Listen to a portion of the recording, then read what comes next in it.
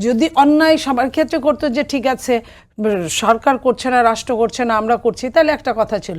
তারা তো সেটা করছে না। পুলিশ অপরাধ করলে তার আইনিভাবে শাস্তি হবে, এই পুলিশও আইনের আওতার বাইরে না, শাস্তি হবে। কিন্তু অবশ্যই রক্ত পবিত্র করতে প্রকাশ্যে ফাঁসি দিতে হবে, এটা কে বলেছে? এটা তো মেনে নেওয়া যায় না। এটা আপনি যে কাজের জন্য আপনি আমাকে অব্যাহতি দিবেন বা আমাকে শাস্তি দিবেন, সে একই কাজ আপনি 10 গুণ করছেন, তাহলে আপনার কি হওয়া উচিত? এটা তো এই সময়ের এই ভাষা প্রযোজ্য না। তাহলে বলতে হবে রাষ্ট্র নাই, তাহলে বলতে হবে রাষ্ট্রে সরকার নাই, তাহলে তারা তাদের ওই কাজকে আমি বৈধতা না দিলেও আমি কিছু বলবো না।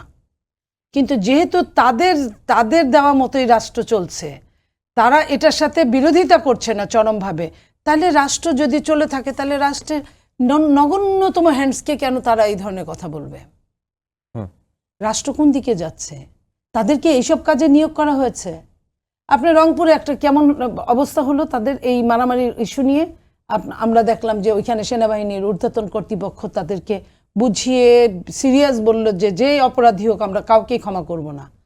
তারপরে তারা কেন নিজের হাতে আইন তুলে নিতে যায়? আমি তো এই প্রশ্নটাও করতে পারি।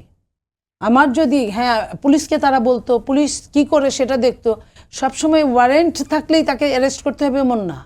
তার নামে ওয়ারেন্ট আছে কিনা পুলিশ আগে জানলো কিভাবে?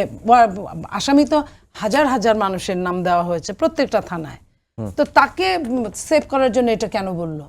তো পুলিশ, তার মানে পুলিশ বলেছে পুলিশ অপরাধ করলেও সেটা কিন্তু তার শাস্তির আওতার মধ্যে পড়বে, সেটা নিয়ে তারা কথা বলতে পারতো। কিন্তু সেটা নিয়ে এই ধরনের বাক্যগুলো কিন্তু আপনার সন্ত্রাসের মবের চরম সীমানায় নিয়ে যাওয়া।